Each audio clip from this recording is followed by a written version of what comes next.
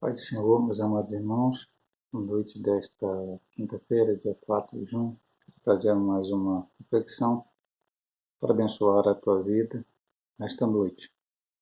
Vou ler aqui em Mateus, capítulo de número 9, do verso 9 ao verso 13, a vocação de Mateus. Jesus, passando adiante dali, foi sentado na alfândega um homem chamado Mateus e disse-lhe: Segue-me. Ele, levantando-se, seguiu. E aconteceu que, estando ele em casa, sentado à mesa, chegaram muitos publicanos e pecadores e sentaram-se juntamente com Jesus e seus discípulos. E os fariseus, vendo isto, disseram aos seus discípulos: Por que come o vosso mestre com os publicanos e pecadores? Jesus, porém, ouvindo, disse-lhes: Não necessitam de médico os sãos, mas sim os doentes. Ide, porém, e aprendei o que significa misericórdia quero e não sacrifício. Porque eu não vim para chamar os justos, mas os pecadores ao arrependimento.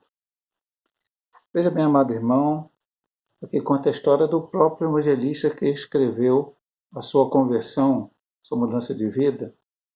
Mateus, esse Mateus aqui chamado, que também no Evangelho de Lucas é chamado de Filipe, texto também repetido em Marcos.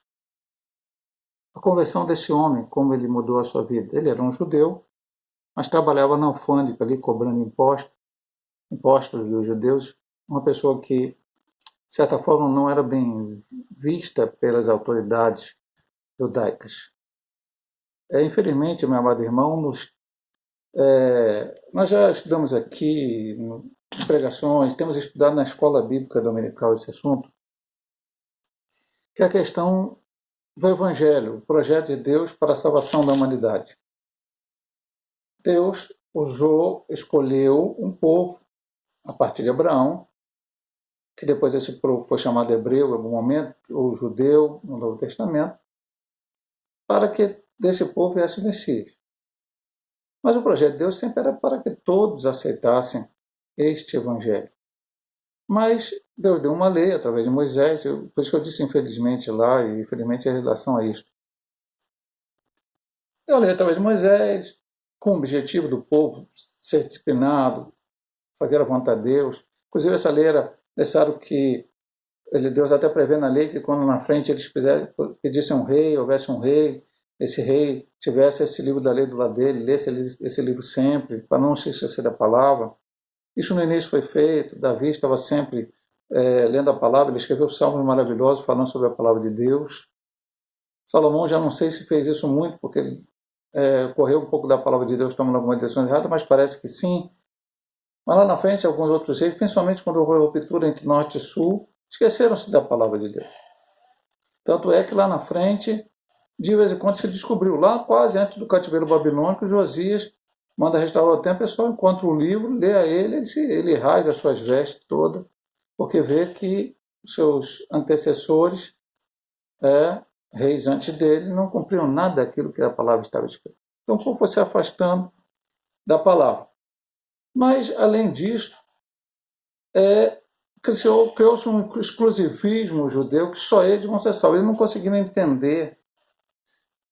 Deus estava mostrando toda hora. Temos falado isso na escola dominical, nas pregações, né? Naamã se converteu, Deus usou a viúva de Sarepta, lá para ajudar Elias. Outros personagens do Antigo Testamento, Ruth, que veio para estar com Noemi, Raabe lá no tempo de Jericó, pessoas que se converteram, não eram judias, foram criadas em outras religiões. Eu vou contar uma situação que eu sei que não é real, não está na Bíblia, apenas contar. Eu certa vez vi um filme sobre Ruth e Noemi, e esse filme, logicamente, embora seja um filme, vamos dizer assim, cristão, né? Ele mostrava situações que não estavam na Bíblia. E mostrava uma situação de Ruth, ainda uma criança, lá dentro dos Moabitas, e os Moabitas tinham uma situação em que as crianças eram oferecidas ao Deus, eram colocadas sobre o seu Deus, e ali eram assadas vivas, já não bebês, mas numa idade maior. E a criança era ensinada para que ela gostasse disso. E Ruth tinha toda essa ideia, era feliz porque um dia ela ia passar por essa situação, mas quando chegou a vez dela, o sacerdote lá da religião foi analisá-la, tinha um impinge nela, e aí ele disse, não, ela tem um defeito, ela não pode aqui, e ela até se chateia, mas depois ela cresce um pouco, conhece o filho de Noemi, eu não me lembro sempre, eu esqueci se é Malom ou Quilion, e ele começa a falar de um Deus que você não pode tocar, um Deus que você não pode ver, e ela não consegue entender, mas depois ela acaba se convertendo e o irmão sabe o final da história. Ah, pastor, isso é apenas um filme? Não sabemos se isso aconteceu. Mas, tirando a questão do filme, da coisa, era assim que as pessoas viviam. Os pais entregavam seus filhos para Deus estranhos, e tá tudo certo. Então está tudo correto. Mas algumas se converteram. Lá o plano de salvação estava escrito ali, e as pessoas não entenderam e entraram nesse exclusivismo. Quando chega o Novo Testamento, parece que a sociedade daquela época, ela estava um pouco, eu não sei o nome para dizer, mas tinha algumas coisas contrárias a certas classes. Então, os sacerdotes, os levitas, os escribas, pareciam ser superiores e todo mundo era pecador. Eu me lembro da parábola de Jesus conta do publicano e do pecador. Então, o publicano chegava e orava, batia no peito e dizia, eu não sou digno, sou pecador, tem misericórdia de mim. E o outro, não, olha, eu dou dízimo, faça, aconteça, não sou igual aquele publicano ali. Então, era assim. Fizeram isso com Cristo muitas vezes. Mas essa história real aqui nos mostra como Cristo age para transformar a vida de um ser humano. E tenho dito muitas vezes na pregação, o maior milagre na nossa vida não é a cura de uma enfermidade.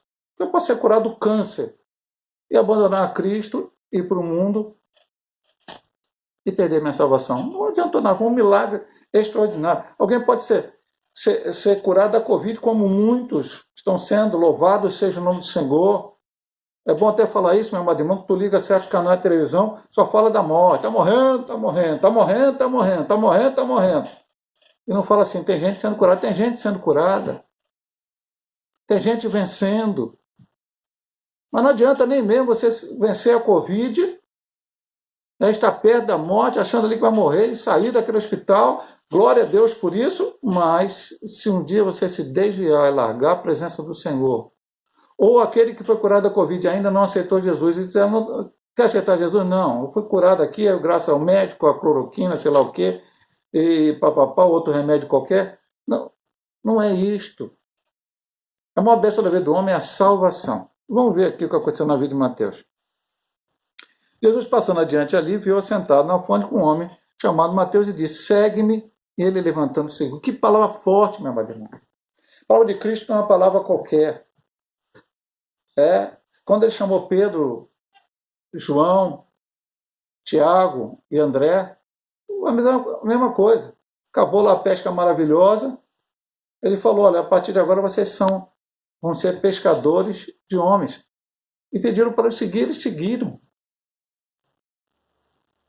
Se ouvir a palavra de Deus, a de Deus, o homem não deve resistir a ela. Mateus não resistiu. Ao levantar-se e sair dali, ele sabia que ele estava abdicando daquela profissão. Talvez ele tivesse lucros trabalhando na alfândega. Talvez, como Zaqueu, pudesse ter lucros até indevidos. Mas quando Jesus chama ele, ele abandona tudo. Ele levanta-se e vai.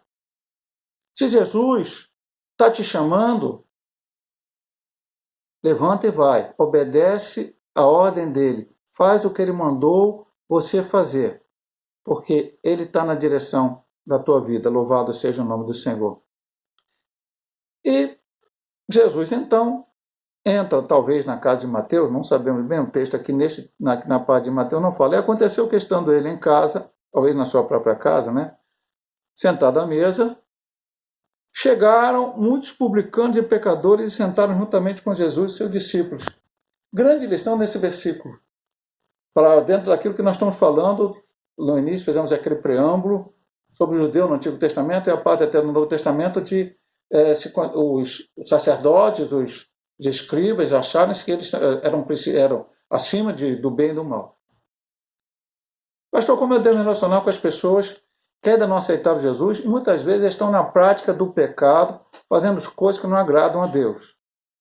Eu vou me afastar delas completamente, nem vou olhar para a cara delas, nem vou se encontrar com elas no meio da rua, nem vou cumprimentá-las, vou atravessar a rua. Não, nada disso, meu amado irmão. Se nós, chega um texto da Bíblia seguinte: se nós vamos agir dessa forma, como é que nós vamos evangelizar?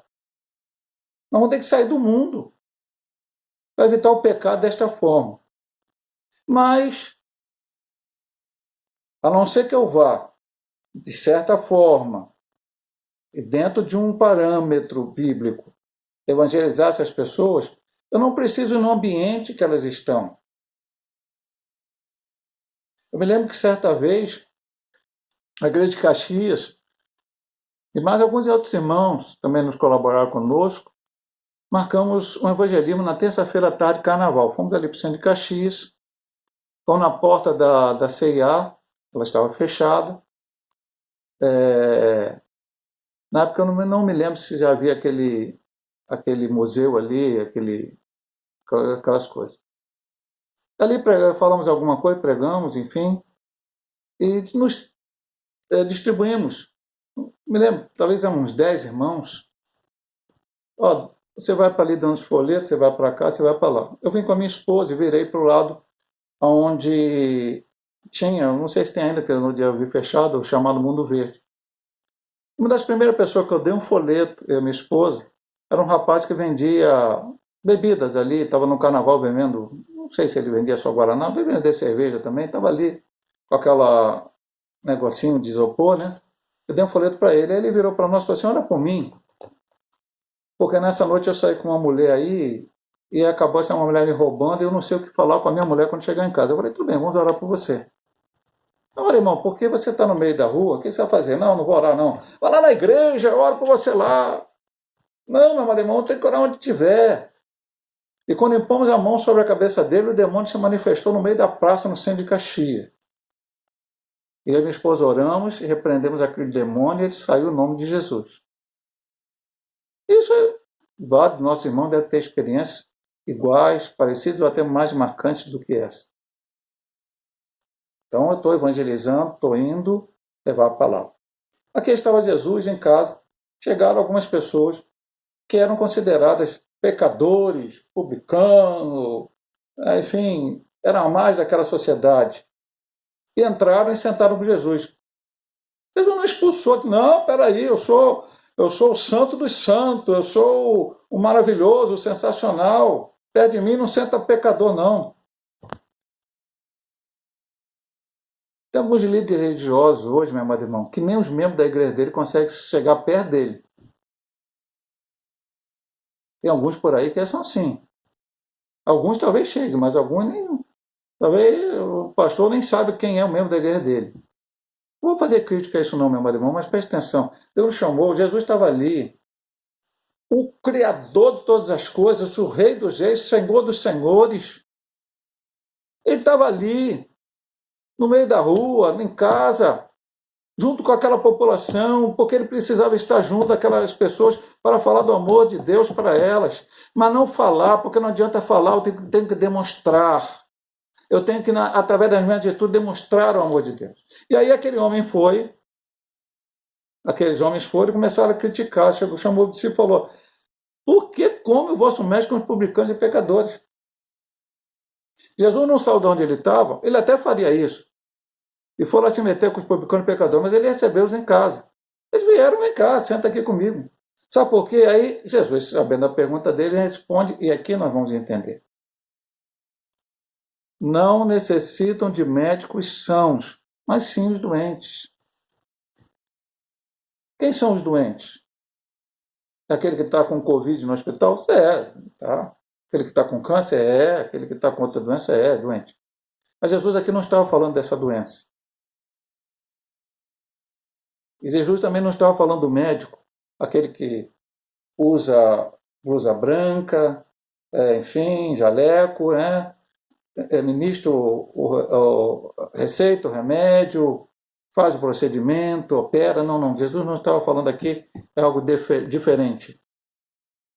Jesus estava falando do problema espiritual, do doente pelo pecado, pelo efeito do pecado na vida do homem. Porque se o pecado fosse uma coisa que somente levasse o homem para o inferno, já seria horrível.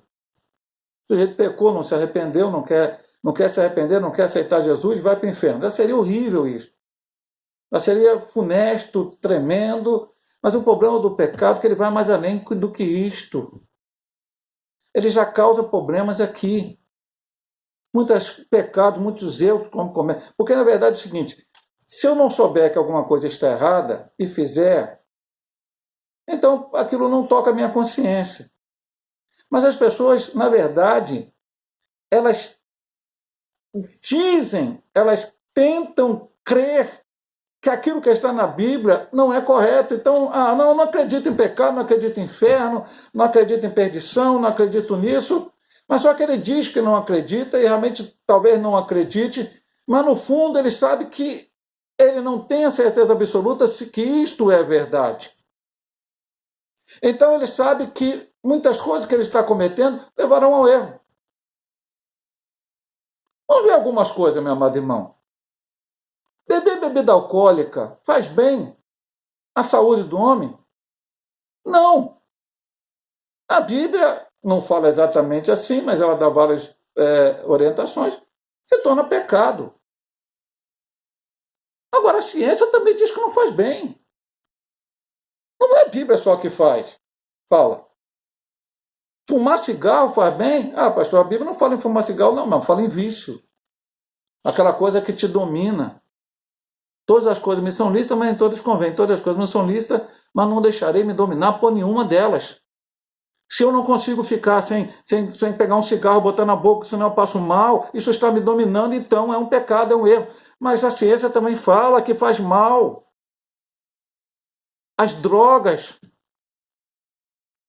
o sexo sem nenhuma barreira, o pecado traz consequências, a mentira. Já conheci pessoas que elas mentiam tanto que aquela mentira para elas passava a ser verdade. Ela defendia uma coisa que ela sabia que era mentira e quase que assinava embaixo dizendo que aquilo não é verdade. Não conseguia sair daquilo. Eu convivi com pessoas assim, inclusive em ambiente de trabalho. Então, o pecado ele vai trazer consequências aqui e agora, muito ruins. E quando você tem uma doença, quem que você procura? Você procura o faxineiro? Você procura o contabilista? Você procura o advogado? Quem você procura? Você procura o médico. E o médico é especialista naquilo. Eu não vou procurar, eu estou com problema de coração, vou procurar um médico que trata de rins.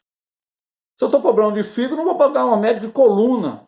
Ele pode até me ajudar, mas não vai me ajudar totalmente. Então eu vou procurar um especialista. O especialista para resolver o problema do pecado do homem é o nosso Senhor Jesus Cristo. Aleluia. É Ele que pode resolver o problema do pecado do homem. E ele diz, eu vim. Não é assim, ó. Primeiro a outra parte que fala, não necessito de médicos são, mas sim os doentes.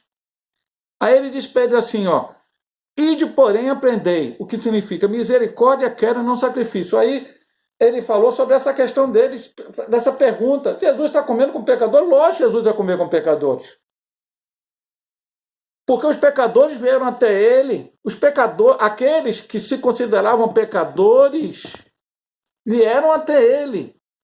É tipo assim, o cara está morrendo, mas não quer procurar um médico.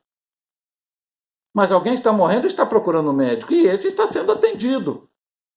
E alguém que não quer está criticando o médico que está atendendo, criticando aquele que está procurando o médico?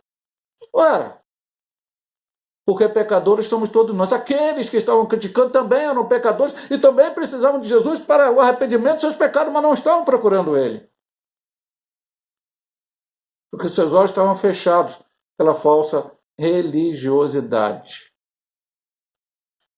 E Jesus continua, porque eu não vim para chamar os justos, mas os pecadores ao arrependimento. Jesus não veio para o justo, pastor? Lógico, meu amado irmão. Você leu na Bíblia que Deus olhou para a terra e não viu um justo sequer. E sem Jesus, se ninguém em nenhum momento aceitasse a Cristo como Salvador, Deus viesse ao mundo e ninguém quiser, Pedro, João, ninguém quer Jesus. Deus continuaria olhando e não acharia um justo. Agora ele ora e acha justo. Acha justo, pastor? Acha. Mas não justo pela sua própria justiça. Aqueles que são justificados em Cristo Jesus. Lê a carta dos Romanos que você vai entender muito bem isto. Eu não sou justo pelas minhas próprias justiças, porque diante de Deus sou um trapo de imundícia. Mas a justiça de Cristo, a qual eu aceitei como meu Salvador, é que cobre os meus pecados. Não vim para os justos.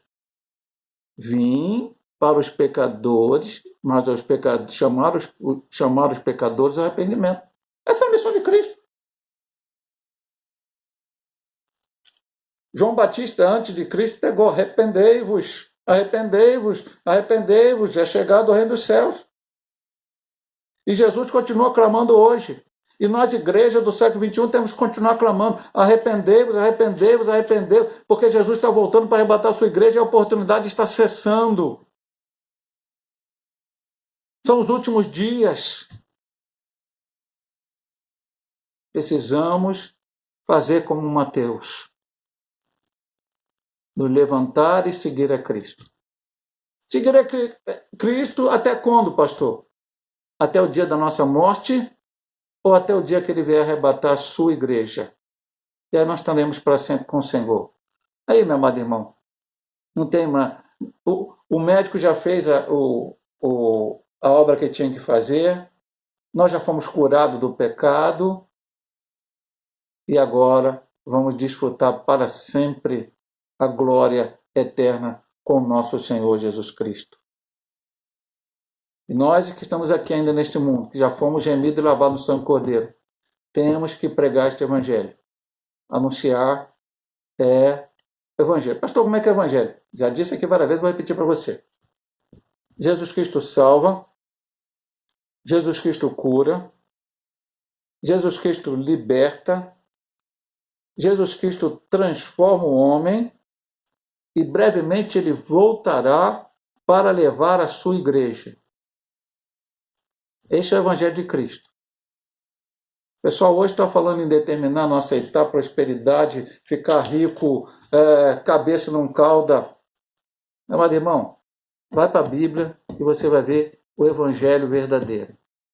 É este. O Evangelho que Paulo pregou, que Pedro pregou, que João pregou, que Mateus pregou. Está aqui, 28 capítulos. Aprendizado sobre a vida de Cristo. E nós louvamos a Deus por isso. Ele salva Mateus, e depois Mateus se transforma num discípulo, e depois se transforma no evangelista.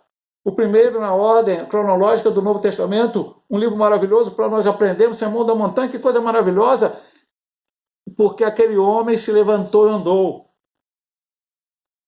Foi atrás de Cristo e se transformou em bênção para milhões e milhões e milhões de cristãos em todos os tempos até a volta de Cristo.